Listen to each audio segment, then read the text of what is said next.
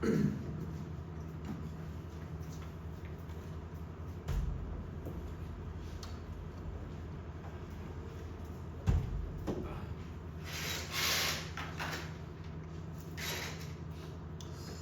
시간이 되었습니다. 다 같이 주악에 맞추어 묵상기도 드림으로 주일 청년 예배를 드리도록 하겠습니다.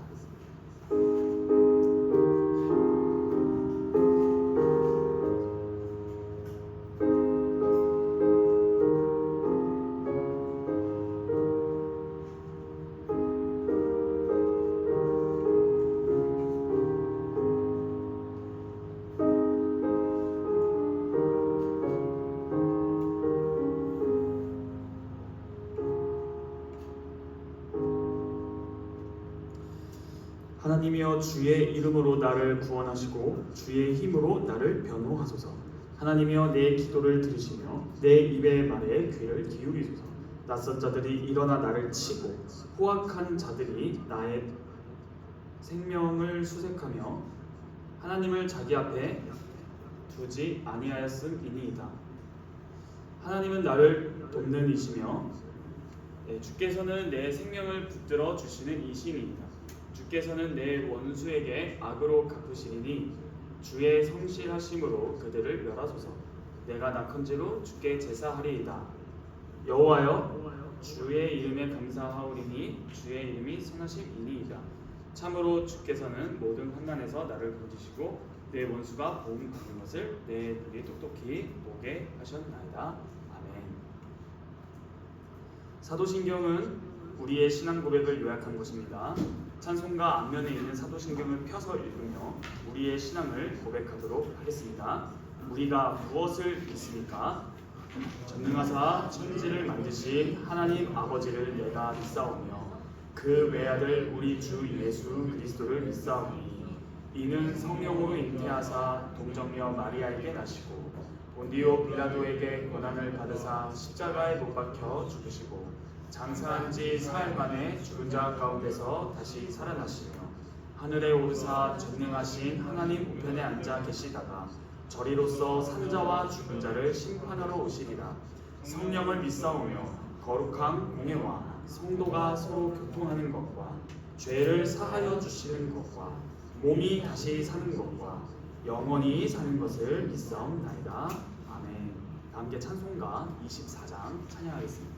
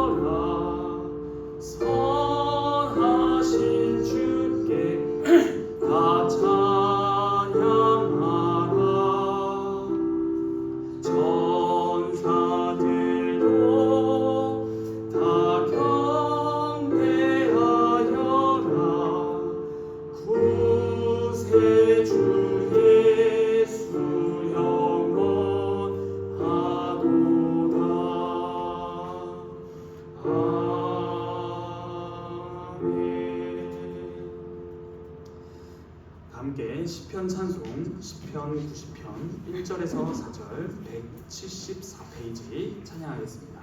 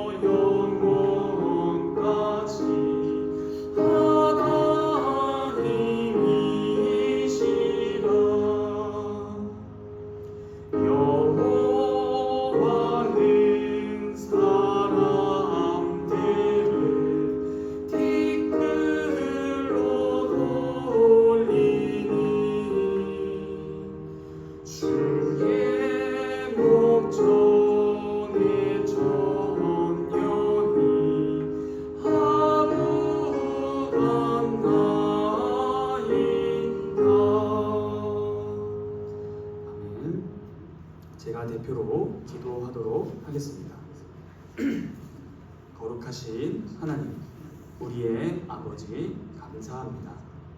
주님의 은혜로 저희가 다시 이 자리에 모여 주님을 예배합니다.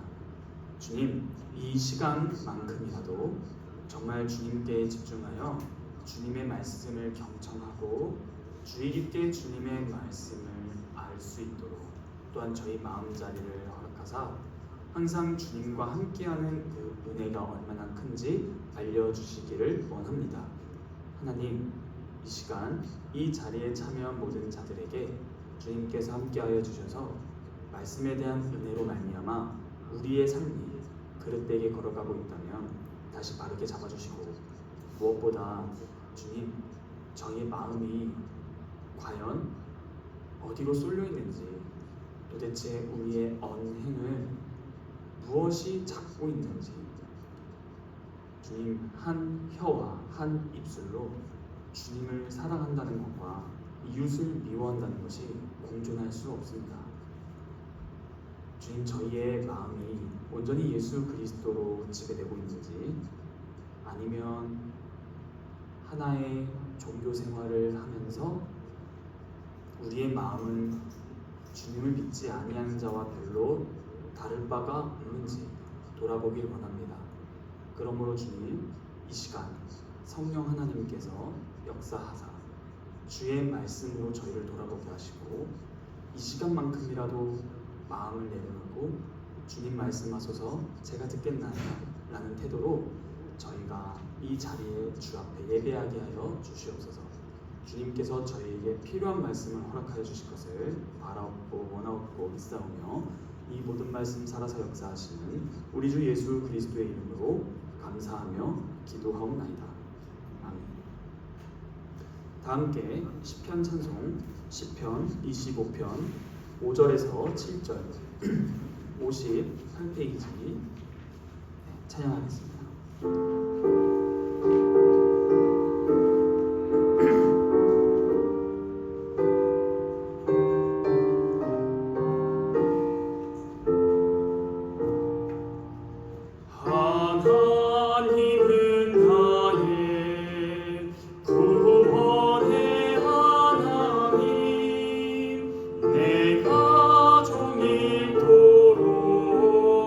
주를 바라보니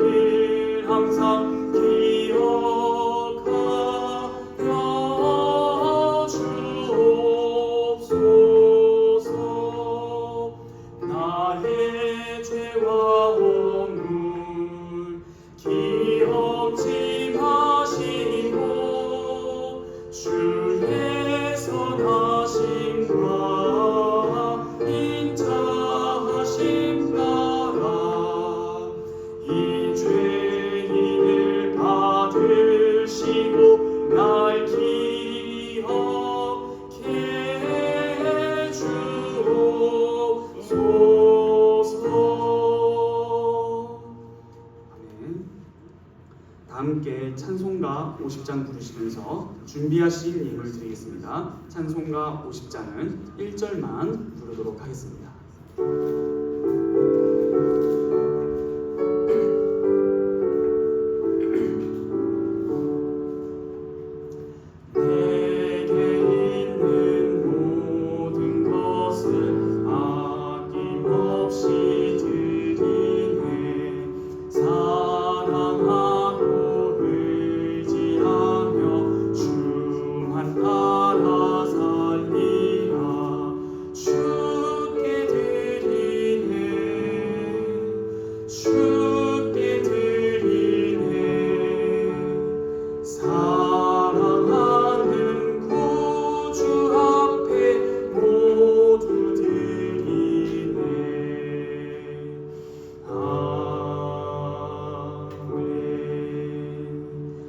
드린 예물을 위해 기도하도록 하겠습니다. 하나님 아버지, 감사합니다.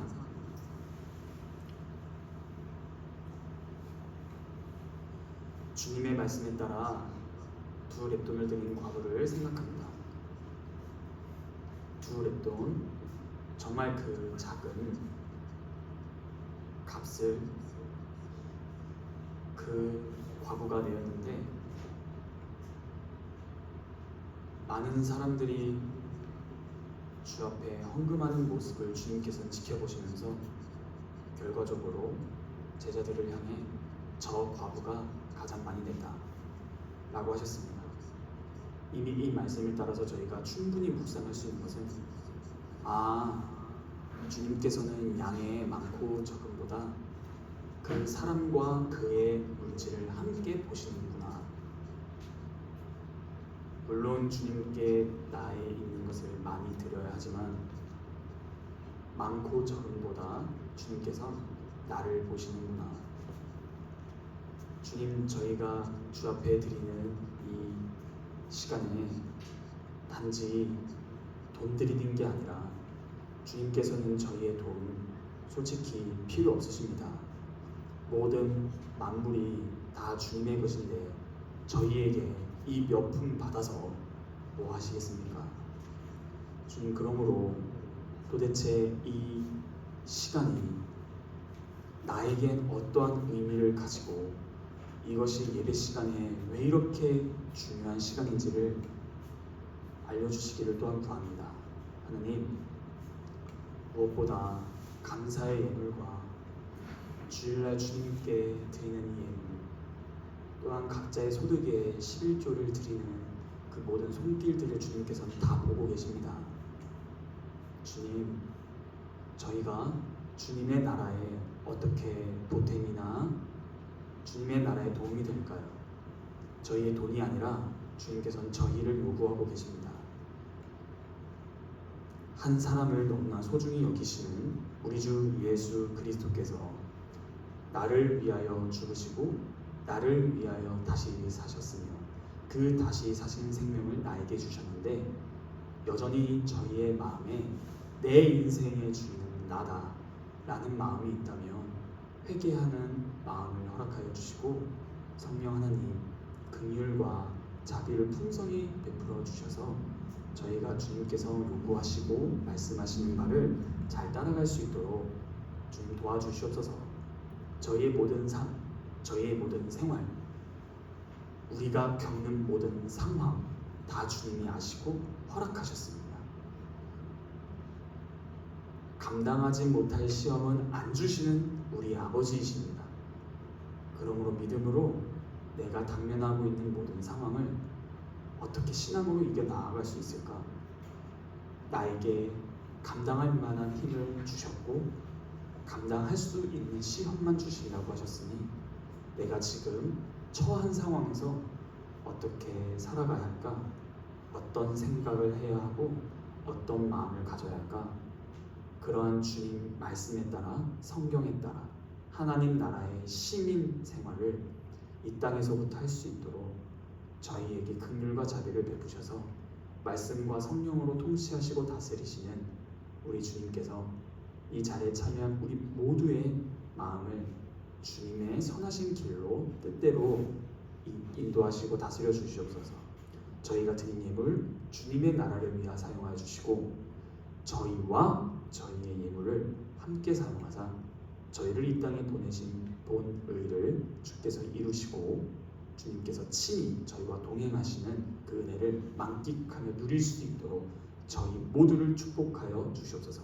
성령 충만하게 하여 주실 것을 바라옵고 원하옵고 믿사오며 이 모든 말씀 살아서 역사하시는 우리 주 예수 그리스도의 이름으로 감사하며 기도하옵나이다.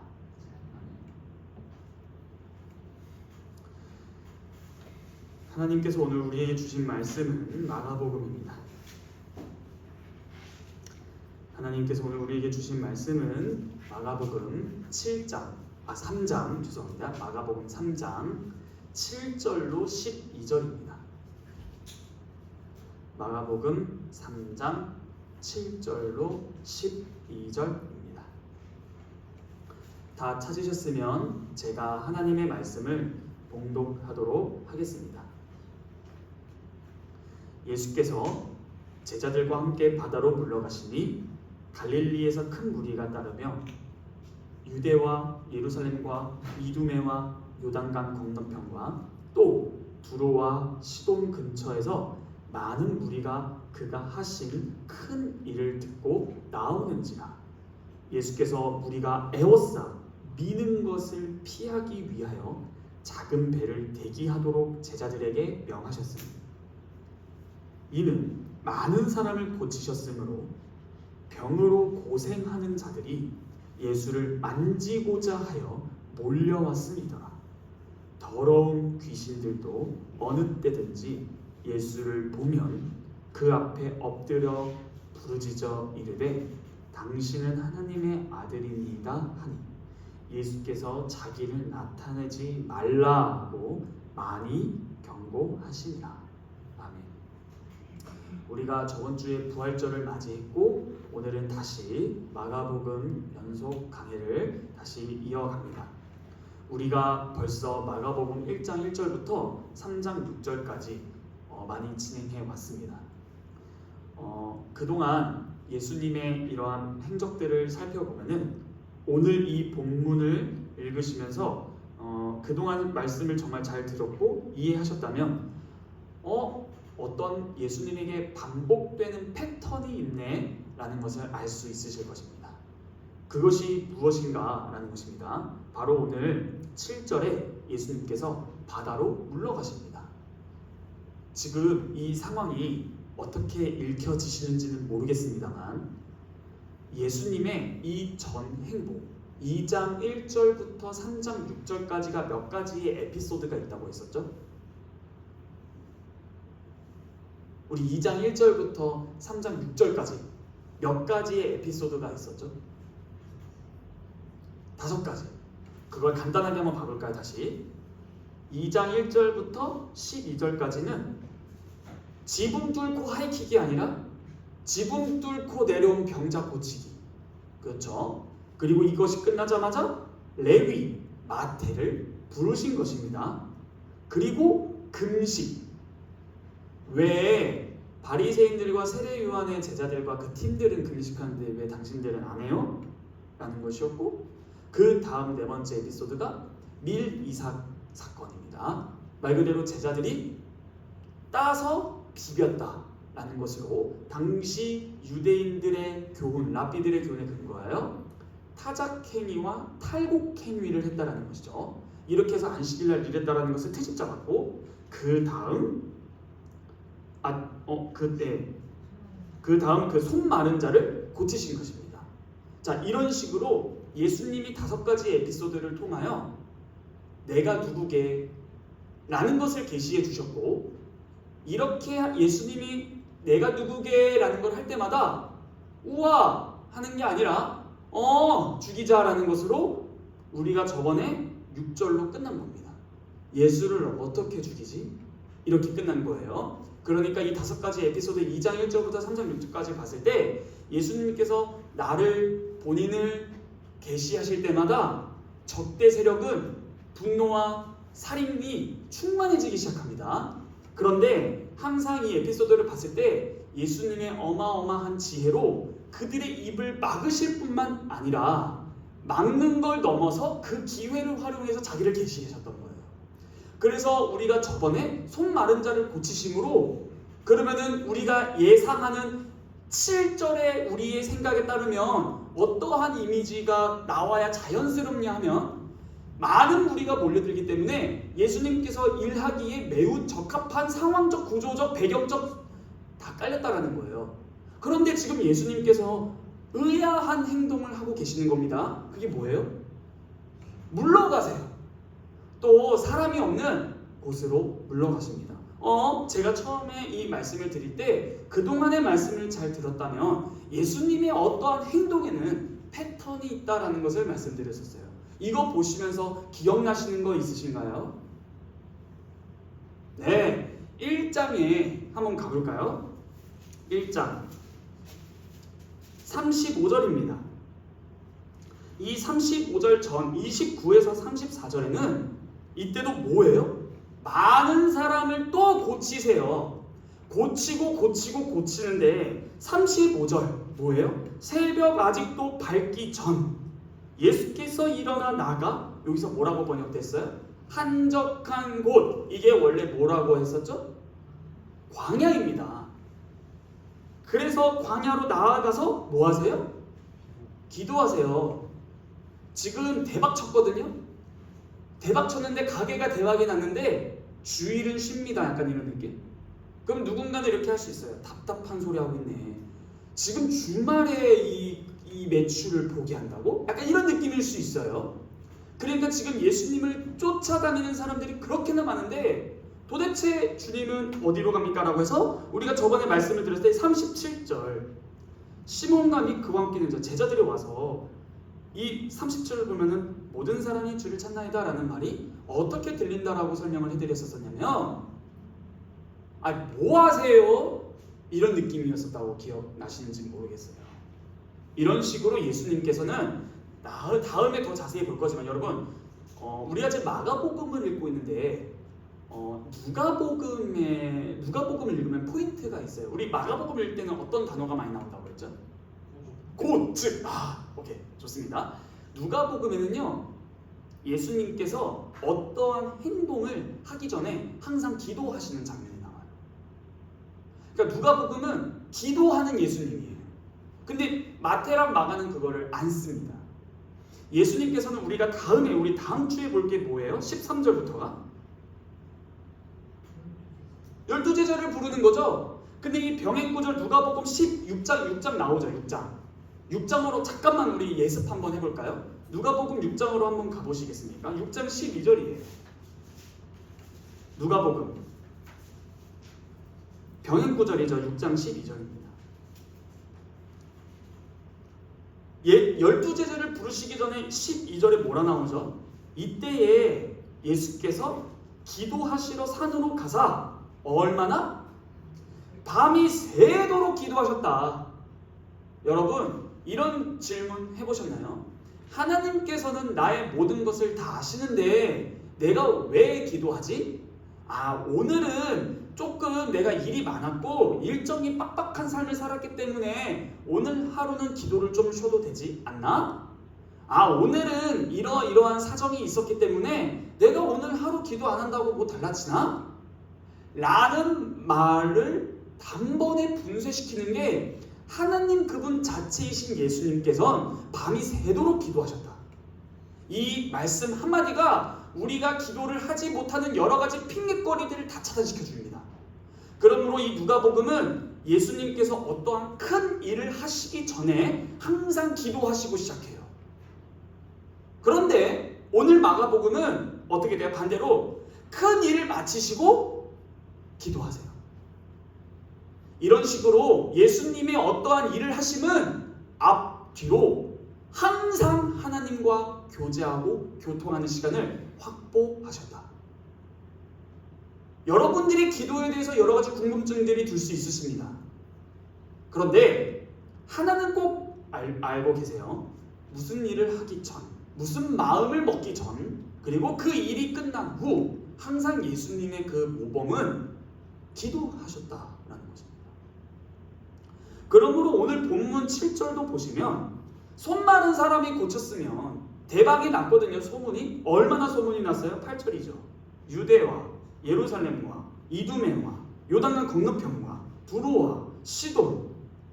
여러분, 이게 지금 뭔 줄 아십니까?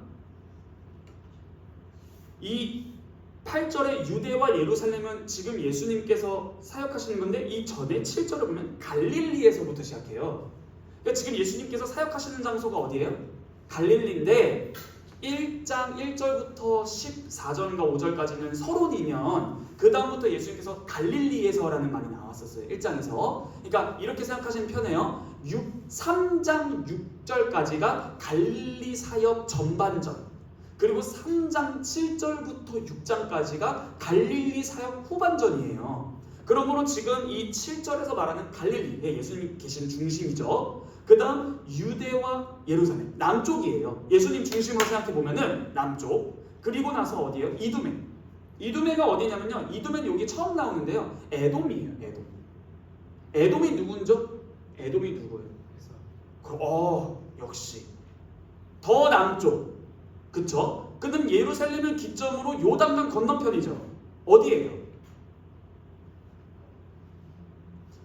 포도주처럼 대충 그림을 그리면 위에 갈릴리 호수가 있고 쭉 요단강을 따라 밑에 사해바다가 있잖아요. 그래서 이스라엘 백성이 구약에서 출애굽한 다음에 요단강을 건너잖아요. 근데 그 요단강 건너편이라면 어디예요?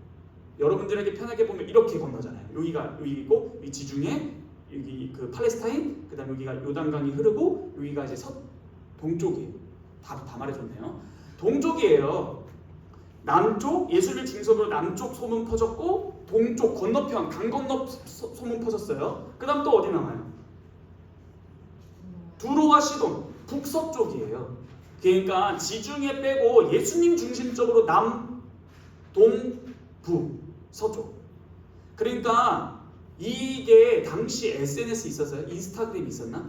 오늘 개점 샵, 샵 골뱅인가요? 태그? 샵이에요? 태그, 예수님 봄, 나 만지, 이런 거예요. 당시에 인터넷이 있어요? 전화 있었어요? 여러분 참고 하나 하세요. 당시에 이스라엘 지역은 산악 지역이에요. 옛날에 우리 시대만 보더라도 산 하나 넘는 소식이 가요? 잘 못 가요. 그래서 향촌풍이라는 게 있잖아요. 왜요? 저 향촌풍이 뭐예요? 내가 여기서 뭔가 안 거 같아. 근데 이미 저쪽에서는 이미 다 끝났어요. 약간 이런 거예요. 지금 제가 여러분 앞에서 네, 죄송합니다. 여러분, 윤석열 대통령 파면당했대요. 이런 느낌이야. 그럼 어때요, 느낌이? 미쳤나? 지금 어디 사는 거야? 자, 이런 게 약간 향촌풍이라고요. 근데 지금 당시 예수님의 소문이 산악 지역인 팔레스타인 지역에서 그냥 동서남북이 다 퍼졌다는 거예요. 이러한 상황을 알고 읽으면 예수님께서는 지금 대박 치는 건데 기도하러 가세요. 이거를 통해서 여러분들께 짧게 알려드릴 게 뭐예요? 여러분들은 예수님의 제자라고 확신하십니까? 그렇다면 우리의 스승, 우리의 선생님, 우리의 주님을 따라서 사는 삶을 살아야 되잖아요. 질문해 볼게요. 소결로 이거 하고 오늘 참고로 설교 일찍 끝낼 겁니다. 나도 힘들어요. 그러니까 집중 한번 잘 해보세요. 짧게 할게요, 진짜. 질문해 볼게요. 여러분들은 일 속에 파묻혀 살지 않으십니까? 예수님은 일에 파묻히지 않으셨어요. 무슨 일을 하기 전에 기도하시고, 무슨 일이 하나님의 뜻대로 잘 맞춰지는지 가는 거를 점검하시고, 이 일이 끝난 다음에도 기도하러 가세요. 오죽하면 방금 읽었던 1장에선 많은 사람들을 고치고 밤이 새도록 일하셨거든요. 여러분 피곤하시죠? 예수님 보면은 잠을 안 자세요. 그래서 나중에 보면은 좀 이따 보겠지만 나중에 배를 씨 뿌리는 비유 끝나고 배 타고 가자 했을 때 제자들이 우리가 모시고 가겠습니다 했을 때 예수님께서 뭐 하세요? 고물에서 주무십니다. 얼마나 몸이 피곤한 삶을 사시는지. 그런데도 새벽에 또 일찍 일어나서 기도하시고 하나님의 뜻을 확정하시고 그 다음 일이 끝난 다음에도 일에 파묻히지 아니하시고 또 기도하시고. 이런 게 뭐예요? 예수님이 태도가 왜 이랬을까요? 나는 이 땅에 온 목적이 무엇인가를 항상 하나님 앞에서 점검하고 일에 파묻히지 않는 삶을 살았다는 거예요. 우리가 수련회 때 배웠지 않습니까? 성도의 교제, 하나님과의 수직적 교제가 너무나 중요했던 거예요. 그것으로 말미암아 사는 거예요. 이러한 배경을 잘 알잖아요. 항상 예수님은 매일매일 기도하는 삶이셨어요. 왜요? 하나님과의 교제가 너무나 좋아서 이러한 배경을 계속 알다가 십자가 사건을 보면 가슴이 저리는 거예요. 예수님이 뭐라 부르짖어요? 왜 나를 버리셨나이까. 그러니까 이러한 큰 그림을 보면은 왜 나를 버리셨나? 그냥 버렸나 보다. 이게 아니라 매일매일 하나님과 긴밀한 교제 속에서 살면서 당하는 고난. 이게 여러분들 우리 이걸 읽으면 그거를 잘 생각해요. 나는 일 속에 파묻혀 지내지는 않는가? 기도하십니까? 여러분들이 하는 일 저는 잘 몰라요.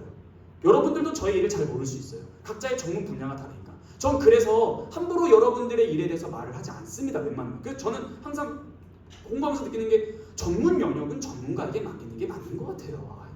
할수록 고집 피우고 싶지 않아요. 그런데 하나만 꼭 말씀드리는 것은 초등학교에 출근을 하시든 회사에 출근을 하시든 자영업자든 학생이든 누구든 정말 기도하는 거 중요합니다.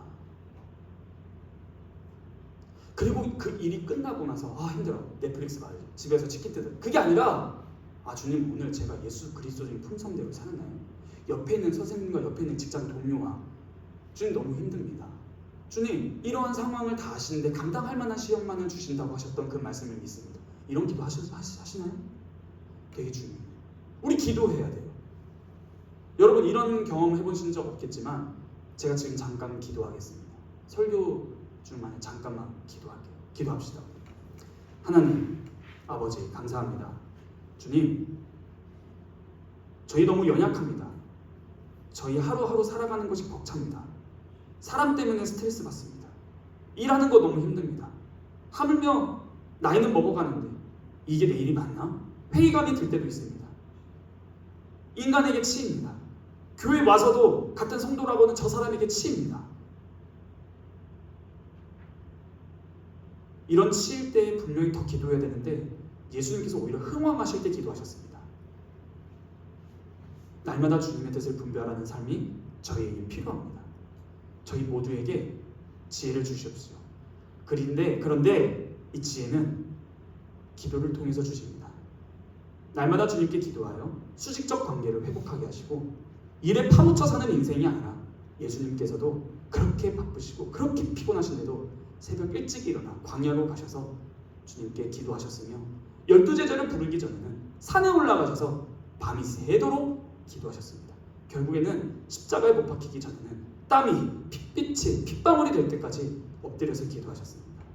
이러한 주님의 기도하는 모습만 얼핏 보더라도 우리가 기도에 대한 여러 가지 핑계들은 다 사라집니다. 분쇄됩니다. 그러므로 주님 저희의 기도 시간을 확보할 수 있도록 저희 마음을 다잡아 주시고 하루에 10분이라도 15분이라도 기도하지 않는다면 주님을 따라간다는 그 말은 공허한 울리는 소리에 불과할 것입니다. 그러므로 주님 저희의 마음을 잡아주셔서 항상 주님께 기도하며 나아갈 수 있도록 허락하소서. 이 모든 말씀 우리 주 예수 그리스도의 이름으로 기도합니다. 아멘. 여러분 항상 우리는 기도해야 합니다. 그래서 제가 이 오늘 말씀을 준비하면서 두 개의 준비를 했는데 첫 번째가 이런 모습입니다. 예수님께서는 항상 일 전후로 기도하셨구나. 두 번째입니다. 오늘 본문을 보시면 예수님께 동서남북에서 많이 몰려온 이유가 뭔가요? 왜 많이 몰려왔죠? 예수님에게? 이는 하면서 뭐라 나와요? 많은 사람을 고쳤기 때문이에요. 병으로 고생하는 사람들이 다 몰려오는 겁니다. 그러니까 대박병원 여기만 가면 낫는다예요. 그래서 어떻게 해요? 막 예수님을 만지려고 해요. 자, 그런데 10절에는 군중들이 무리들이 예수님께 막 나오는데 11절에는 또 누가 나와요? 더러운 귀신이 나오죠? 여기서 말하는 귀신이라는 말은 죄송하지만 없습니다. 더러운 영이에요. 영. 귀신이라는 말은 약간 한국 개념이지. 귀신? 우리 귀신 하면 자꾸 이상한 거 떠오르죠? 헛개비 보는 거. 그거 아니에요. 영이에요. 영. 그러면 더러운 영? 그 깨끗한 영이 있다는 거예요? 이게 원어 보면 깨끗하지 않은 영. 그러니까 그러면 여러분들이 생각하는 거룩한 영 뭐예요? 성령 하나님과 대조되는 영이라는 거예요. 그러니까 딱 대조가 되잖아요. 하나님께로부터 반역해서 절대 그의 말에 순종하지 아니하는 상태. 그런데 더 중요한 게 뭐냐면 9절과 10절에서 한글 번역에는 드러나지 아니하는 비밀이 하나 있습니다. 그거를 알려드리고 오늘 마칠 겁니다. 여기서 예수님께 무리들이 온 이유를 3장 8절에서 그가 하신 큰 일을 듣고 나왔는데요. 10절에서 몰려왔음이더라 라는 말씀이 보이시나요? 많은 사람들이 예수를 만지고자 이 몰려들어왔다라는 말이 달려들었다라는 말이랑 그 번역이 똑같습니다. 달려든다. 막 달려드는 거예요. 왜요?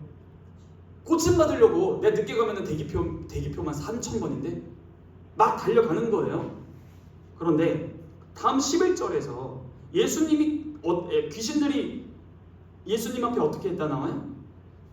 엎드렸다 나오죠? 이 엎드렸다, 11절에 엎드렸다와 10절에 몰려들었다는 단어가 똑같아요. 정확히 말씀드리면 어근이 똑같아요. 피프토라는 헬라어로부터 파생된 게 몰려왔다, 엎드렸다예요. 다시 말씀드릴까요? 무리와 귀신들은 예수님 앞에 같은 행동을 하고 있어요. 지금 무리들이 왜 왔어요? 아파서 왔어요. 아픈 사람이 고침을 받겠다라는 게 잘못된 건가요? 아니에요. 잘못되지 않았어요. 겉으로 봤을 때는 정당해요. 귀신들이 예수님께 뭐라고 했어요? 하나님의 아들입니다. 틀렸어요? 맞았어요. 근데 예수님은 항상 이들과 거리를 둡니다. 예수님이 보시기에 기도하시고 기도하실 것으로서 그 가운데 사건을 명민하게 하나님의 안목으로 분별했을 때 사람들이 봤을 때는 정당한 일들처럼 보일지 모르겠지만 무리와 귀신이 별 다를 차이가 없어요. 하는 행동 거지가 똑같아. 역설적으로 귀신들은 신앙 고백이 탁월합니다. 무리들은 행동들이 탁월해요. 마땅히 해야 할 바를 합니다. 그런데 마가는 귀신의 믿음과 무리의 행동이 별다른 차이가 없음을 명확하게 지시하고 있는 거예요. 그리고 다음 주에 나오는 게 뭐예요? 그 무리로부터 12제자들을 구별하는 거예요. 귀신의 행동과 무리들의 행동이 별 다를 바가 없다. 그런데 나쁜 행동을 했냐? 아니다. 그럼 그들이 예수님께 왜 왔는가? 고침을 받기 위해서다. 그리고 나서 다음에 제자를 삼는 거죠? 그럼 연결시켜 볼까요? 이들이 예수님을 찾아온 이유는 제자됨인가? 나의 필요를 위해서인가? 나의 필요를 위해서 예수님을 찾는 자와 누구랑 동일시하고 있다? 귀신이다. 더러운 영이다. 하나님 나라의 보탬이 안 된다. 예수님은 그들을 돕지 아니하신다. 아니요, 인간적인 긍휼로 돕죠. 고쳐주시죠. 다만 그들이 하나님 나라에 큰 도움이 되는가? 안 된다. 이거를 통해서 우리를 돌아볼 수 있는 게 무엇입니까? 우리는 예수님을 왜 믿을까요? 너무나 많이 들은 질문이 식상할 수도 있어서 좀 걱정돼요. 예수님 왜 믿습니까? 그를 믿어서 뭘 얻고 싶으십니까? 일단 구원은 얻고. 여기서 멈추니까 어떤 말 나오는 거예요? 이럴 줄 알았으면 예수님이 죽기 전에 믿을 거예요. 믿음도 완전 몰라. 뭐가 믿음인지를 모르는 거예요. 도대체 예수님을 믿는다는 건 뭡니까? 예수님을 믿는다는 건 자신의 필요에 따라서 예수님을 찾는 무리와 다르다라는 거예요. 다른 말로 이 본문에 의거해서 살펴보면. 그래서 예수님 주변에는 두 그룹이 있다 했는데 그러면 그룹이 누구예요? 예수님과 제자들과 무리들이에요. 지금 딱 이게 극명하게 대조되고 있는데 이 무리의 한 팀으로서 있는 게 더러운 영이라는 겁니다. 귀신의 신앙 고백이 틀렸습니까? 우리 저번에 기억나세요? 만약 철민 형제가 전도를 하는데 철민 형제가 성령 충만해요. 근데 뒤에서 막 무리들이 막 소문내. 철민 형제 성령 충만. 저 사람한테 가면 뭔가 좋다. 그러면은 전도에 도움이 돼요, 안 돼요? 돼요, 안 돼요? 되죠? 근데 예수님은 그거를 활용하셨었어요, 안 하셨었어요? 우리 그거 기억나시나요? 1장 다시 한번 봐볼까요?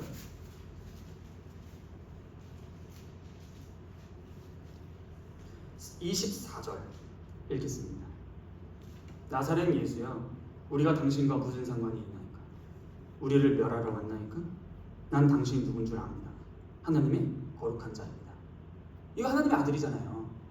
오늘 읽은 거 당신은 하나님의 아들입니다. 이거예요. 근데 예수님이 대박 사건. 내가 하나님의 아들인 걸 계시하러 왔으니까 얘 좀 쓰면 되겠다. 활용 좀 해봐야지. 그렇게 하셨어요? 제가 그때 그래서 뭐라 말씀드렸어요? 예수님은 귀신의 협찬을 받지 아니하신다. 그냥 냅다 활용할 수 있으면 다 활용해야지라고 안 하셨다는 겁니다. 왜 안 받으세요? 왜 이러한 바른 고백이 예수님과 상관이 없는 거예요? 귀신 스스로가 말하는 게 뭐였어요? 당신과 내가 무슨 상관입니까? 상관 있어요, 없어요? 없어요. 근데 이러한 더러운 귀신들이 신앙 고백이 기깔나게 잘했어요. 아주 그냥 사도신경보다 더 탁월해. 그거 아십니까? 마가복음 1장 1절 시작할 때 어떻게 시작하죠? 하나님의 아들이라 시작하죠. 그 다음 마가복음이 끝날 때 어떻게 끝나는지 아십니까? 하나님의 아들로 끝나요. 그러니까 이렇게 하잖아요. 시작! 복음이 시작했다. 예수는 하나님의 아들이다 라고 했죠? 근데 이거 하나 알려드릴게요. 마가복음에서 예수님이 하나님의 아들이라는 것을 아는 존재는 성부와 귀신과 예수님 본인과 마지막에 하나님의 아들이라고 십자가 죽었을 때 고백한 백부장밖에 없어요.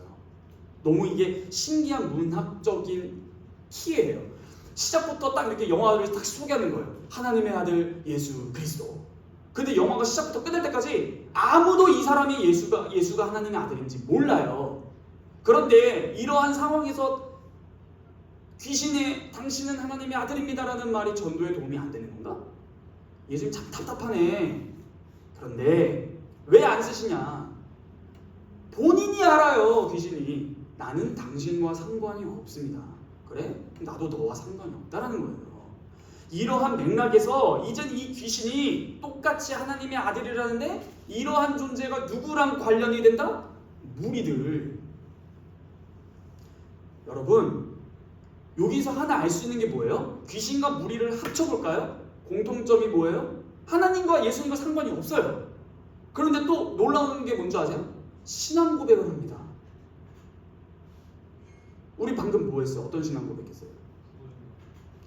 그거 하면은 뭐 안전해지나요? 뭐 그런 거예요? 뭐 주문인가? 귀신과 무리가 동의어로 나오는데 같은 행동을 하는 것처럼 마가가 묘사하는데 무리들은 자신의 필요를 위해서 귀신들은 신앙 고백을 통해서 너무나 괜찮은 거 아닌가 했는데 예수님께서는 필요 없으십니다. 이거 어떻게 된 건가? 그러므로 우리는 이런 질문을 던지는 거예요. 이런 군중의 모습을 보면서 예수님을 지지하는 자가 이들 가운데 과연 있는가? 형제명제 조별과제 해보셨어요? 어떠셨어요? 쉽지 않아요. 혹시 형제명제 이용하는 사람들 있어요? 쟤 좀 하네? 쟤한테 다 맡겨 그냥. 그래서 막 친하게 지내. 그리고 조별과제 딱 끝나면은 쌩까. 어때요? 짜증나요? 근데 이들이 딱 그래요. 자신의 필요를 위해서 예수님 찾아옵니다. 그러니까 필요를 안 주면 어떻게 된다는 거예요? 안 찾아온다는 거예요. 그럼 더 질문을 심화시켜볼까요? 당신은 예수님을 사랑하십니까? 당신은 예수님의 제자입니까? 라는 질문을 심화시키면 어떤 질문이 되는 줄 아세요? 잘 들으세요. 당신은 예수님께서 가시고자 하시는 길에 어디까지 갈 수 있습니까? 질문 바꿔볼까? 이런 말은 이제 처음 들어보실 거예요. 어디까지 가실 수 있으세요? 어디까지 가자고 하시면 가실 거예요? 여러분, 마가복음 시작할 때 어떻게 했죠? 누가 뭘 준비했죠? 세례 요한이 여호와 주의 길을 준비하지 않나요? 그렇죠? 회개하라. 여호와의 길을 준비하는 자. 그렇죠? 그럼 그 다음부터 예수님께서 걸으시는 길이 그때 우리 기도할 때는 길을 걷는 예수님이었잖아요. 그럼 지금도 여전히 하나님의 그 길을 걷고 있겠네. 그런데 마가복음 1장 2절에서 3절에서 그게 그렇게 나온 거예요. 그는 하나님의 길을 걷는 분으로 소개되었었어요. 그 후에 그의 이동, 예수님의 이동이 어디예요? 항상 기도하러 광야 가시거나 기도하러 바닷가 가시거나, 즉 예수님의 행적 전체는 하나님의 길이 어디로 어떻게 나아가고 있는가가 그 뒤에 백그라운드에서 흐르고 있는 거예요. 질문 다시 해볼까요? 어디까지 가실 수 있으십니까? 예수님께서는 바다로 떠날 채비하십니다. 그리고 나서 다음에 나오는 게 지금은 이렇게 간단히 나오지만 나중에는 배를 준비하라고 하셨었잖아요. 실제로 이제 배를 타고 이제 씨 뿌리는 비유 강설을 시작하십니다. 그때 너희들은 나의 제자냐? 혹은 너희들은 어디까지 따라올 수 있냐? 이런 모든 것들을 어떻게 비유해요? 가만히 보니 네 가지 밭의 상태가 있다. 하나는 길가와 같고, 하나는 돌밭과 같으며, 하나는 가시떨기와 같고, 하나는 옥토와 같다. 길가에 떨어진 것은 새가 와서 잡아서 씨를 먹고 날아간다. 돌밭에 떨어진 것은 순간적으로 싹이 나나 해가 뜨거워서 났을 때 뿌리가 없어 말라 비틀어진다. 세 번째, 가시떨기에 있는 자들은, 가시떨기에 있는 그 씨는 가시의 기운에 막혀 결실하지 못하느니라. 옥토에 떨어진 30배, 60배, 100배까지 결실하느니라. 그러면서 예수님이 이 해석을 어떻게 하세요? 길가에 떨어진 씨는 사탄이 와서 먹어갔다. 돌밭에 떨어진 씨는 뭐라는 줄 아십니까? 그 막혀서 뿌리가 없는 거를 배반한다. 순간 기쁨으로 받았으나 배반한다. 그리고 가시떨기는 뭐예요? 이생의 염려. 여러 가지 생활을 하는 이 세상을 살면서 염려, 근심, 걱정. 이게 뭐예요? 이 예수를 따라가면 수지타산이 맞나? 내 삶이 이걸 따라가면 어디까지 포기해야 되지? 내가 지금까지 인생 30, 40, 20, 30, 40, 50 이렇게 살아왔는데 따라가면 이거 내가 잘 쌓은 거 놓치면 어떡하지? 자꾸 이게 뭐예요? 예수님을 재요, 재. 그런데 재지 않은 사람의 특징이 뭐예요? 부르니까 따라가요. 고민을 안 해요. 근데 특징이 뭔지 아세요? 고민을 하는 사람 특징이 뭐냐면은 이해 득실을 따져요. 예수를 따라가면 좀 좋은가? 다시 질문해 볼까요? 어디까지 따라가실 수 있으십니까? 걱정하지 마세요. 아프리카 선교 안 보낸다니까요. 다만 여러분들이 이 땅에 태어나서 예수 그리스도를 믿었다라는 이 어마어마한 우주적인 사실이 무엇을 의미하는가는 적어도 알아야 될 거 아닌가라는 거예요. 우리가 예수님의 길을 따라간다라고 했을 때 그의 제자가 된다라는 건데, 오늘 군중들은 자신들의 필요를 위해서 찾아왔었습니다. 여러분들 신앙 고백도 하시잖아요. 그게 안전하지 않다라는 말을 꼭 해주고 싶었었어요. 그걸로 안전벨트 삼지 마십시오. 교회 출석? 이거 교회라고 하고 싶지도 않아요. 엄밀히만 안 하면 예배당이에요. 교회는 우리니까. 예배당에 출석하는 거? 와가지고 그 예배 프로그램 식순에 따라서 찬양하고 끝까지 말씀도 듣고 또 가끔 이렇게 있다가 기도하고 끝나고 마치는 거? 신앙 고백을 했다는 건 내가 입술로 고백하는 거? 하물며 신앙 고백의 그 12조항의 개념들도 잘 아직 이해가 안 되는데 도대체 우리의 신앙은 무엇인지 돌아볼 때가 된 것 같아요. 그러므로 오늘 말씀을 정리하겠습니다. 예수님은 항상 어떤 일을 하시기 전과 하신 후에 항상 하나님과 교제하시기를 기뻐하셨다. 둘째, 예수님을 찾아온 무리들과 예수님 앞에 엎드려져서 신앙 고백한 자들, 더러운 귀신을 보는 마가의 관점은 똑같다. 둘이 똑같다. 그런데 귀신들은 예수님과 상관이 없다. 무리들도 예수님과 상관이 없다. 예수님이 원하시는 것은 제자다. 제자는 뭐냐? 내가 무엇을 하면 이 길을 걷는 대로 칙칙폭폭 기차놀이 하듯이 뒤를 따라가는 자들이다. 그러한 자들로 교회가 세워집니다. 여러분들은 예수님에게 뭐가 필요하세요? 이거 비꼬는 게 아니에요. 진짜 뭐가 필요하십니까? 그거를 좀 돌아보시고 오늘 군중과 무리 그리고 제자와 나를 비교해 보시라는 말씀이에요. 기도하는가부터 시작해서 무리 귀신과 나는 무리 귀신 대비됐다면 거기다 나를 슬쩍 껴보시는 거예요. 제 이름 넣어볼게요. 기도하는가? 무리 귀신이 동의어인데 나도 송승은도 거기에 동일한 팀인가? 아니라면 뭐가 아니고 왜 아니고 기라면 왜 긴지 정말 중요한 말씀일 것 같습니다. 기도하겠습니다. 거룩하신 하나님 아버지 감사합니다. 군중은 하나도 빠짐없이 치유와 축귀를 위해서만 예수님을 찾습니다. 예수님의 가르침에는 관심이 없습니다. 그러므로 마가가 마가복음을 작성할 때 예수님을 향한 오늘의 본문에 나오는 무리들의 행동은 긍정적으로 해석할래야 해석이 안 됩니다. 무리들은 더러운 귀신과 같습니다. 그러나 역설적으로 이 더러운 귀신들은 예수님을 올바르게 고백합니다. 별 차이가 없습니다. 우리의 입술의 고백이 우리의 행동과 별다를 바 없다면 내 입에서 나오는 고백을 주님께서는 받지 않으실 것입니다. 그러므로 주님을 믿는다라는 것, 주님을 따라간다라는 것 얼마나 중요한지 알길 원합니다. 예수님의 치유 사건이 전 세계적으로 소문이 나서 무리들이 달려와 둘러싸서 밀기 시작합니다. 예수님이 가시는 길은 항상 육체적으로 정신적으로 압박을 받으시고 박해를 받으셨습니다. 하나님의 길을 걷는 길에는 분명히 우리가 5가지 에피소드를 통해 봤듯이 갈등, 살해, 음모 넘쳐 흐릅니다. 예수님의 길을 따라가는 것은 우리가 너무나 어려운 길이라는 것을 알게 됩니다.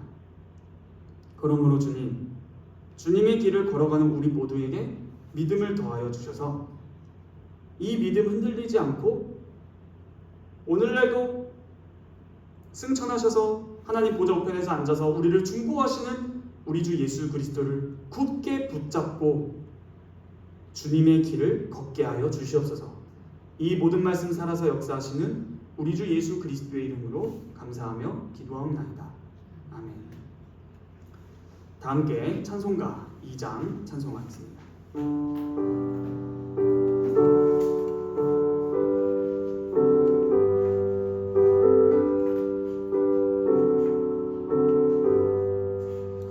찬양 성부 성자 성령 성삼위일체때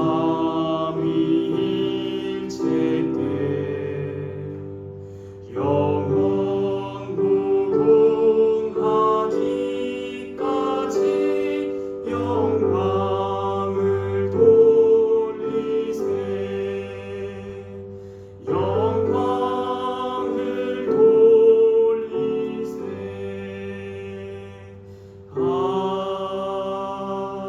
아멘. 다 함께 주님께서 가르쳐 주신 기도로 기도하며 예배를 마치겠습니다. 하늘에 계신 우리 아버지여, 이름이 거룩히 여김을 받으시오며 나라에 임하옵시며 뜻이 하늘에서 이룬 것 같이 땅에서도 이루어지이다. 오늘날 우리에게 일용할 양식을 주옵시고 우리가 우리에게 죄 지은 자를 사하여 준 것 같이 우리 죄를 사하여 주옵시고 우리를 시험에 들게 하지 마옵시고 다만 악에서 구하옵소서. 대개 나라와 권세와 영광이 아버지께 영원히 있사옵나이다. 아멘.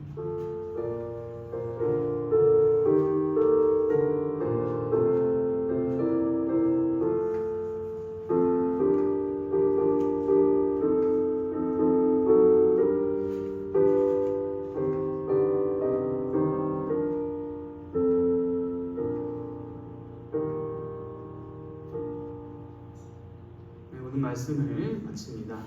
광고 말씀 드리겠습니다. 보내드린 광고 함께 보시면 되겠는데요. 청년부 성경 통독이 계속 현재 진행 중에 있습니다. 끝까지 힘내시고 뒤처지신 분들 괜찮으니까 왜 괜찮아요? 우리 1년 동안 이거 1도 못하면 죽거나 그런 거 없고 오히려 반대로 죽을 때까지 읽어야 되는 겁니다. 그래서 포기하지 마시라는 말씀을 꼭 드려요. 원래 하루에 한 절씩만 읽으셔도 됩니다. 차라리 힘들면 하루에 한 절 5번 읽어요. 반복해서. 그게 나을 수 있어요. 계속 참여해 주시고요. 기도 제목이 있으신 분들은 언제든지 편히 말씀해 주시기를 바랍니다. 특히나 건강이 아프신 분들은 꼭 말씀해 주세요. 오늘 저도 많이 놀랐는데 그 2부 예배 때 권사님께서 쓰러지셔가지고 갑자기 그렇게 돼버려가지고 많은 성도님들도 많이 당황했을 텐데 응급실은 안 가셨다고 하더라고요. 그래서 그냥 집에 가서 쉬겠다 해가지고 갑자기 그래도 목사님께서 보셔서 다행이지. 저도 카메라로 봤는데 계속 그냥 옆에 이렇게 기대는 것도 아니고 목이 젖혀져서 이렇게 있으시더라고요. 근데 어제 목사님 딱 보셔서 갑자기 딱 좀 빨리 도와달라고 해가지고 했는데 의식이 없어가지고 계속 이러고 있어가지고 저도 처음에 그냥 설마 잠든 거 아닌가 이렇게 생각했는데 막 뭔가 상황이 급박해져가지고 그랬는데 하여튼 건강 정말 중요합니다. 하나님 나라 일 더 하고 싶으시죠?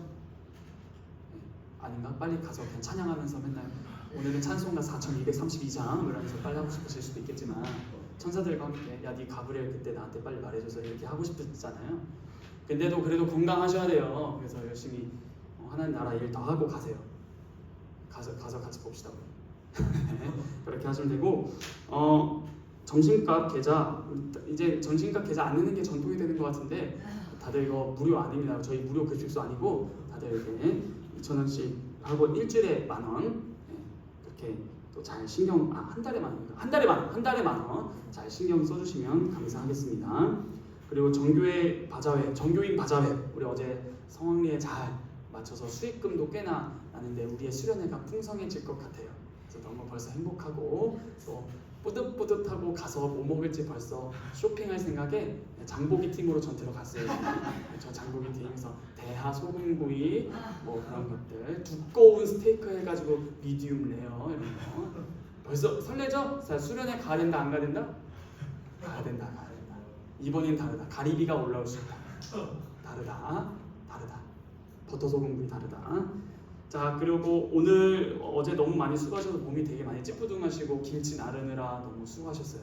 그래서 물론 어제 그 장로님과 함께 또 이렇게 같이 또 식사하고 또 윤 집사님네나 강 집사님네 같이 식사하고 했는데 참 좋았었습니다. 그래서 다음 주에 강 집사님에서 모이는 날이에요. 원래 매달 마지막 주 오늘이 마지막 주인데 벌써 다음 주가 5월 가정의 달 벌써 5월입니다. 벌써 와, 뭐 한 거 없죠? 한 거 없는데 주님께서는 점점 다가오시고 기도하셔야 돼요. 일하기 전, 일하기 후 기도하시고 벌써 5월이고 한데 그래서 다음 주에 강 집사님네 가요.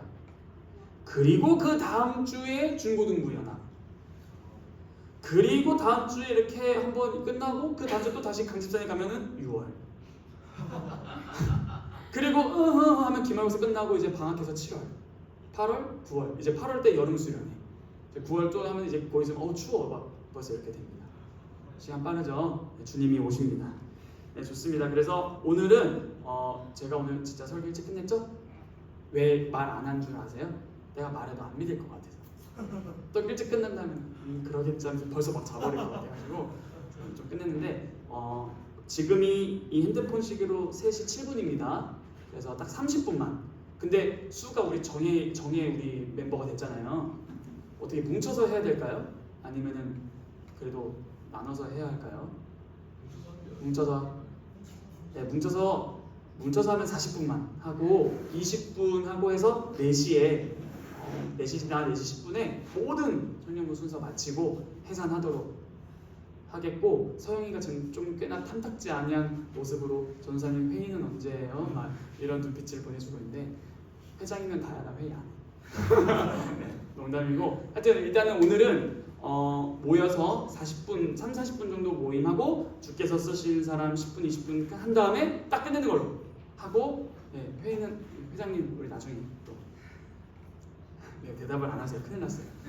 네, 그렇게 하도록 하겠습니다. 네, 우리 자리 만들어서 나누도록 하겠습니다. 수고하셨습니다.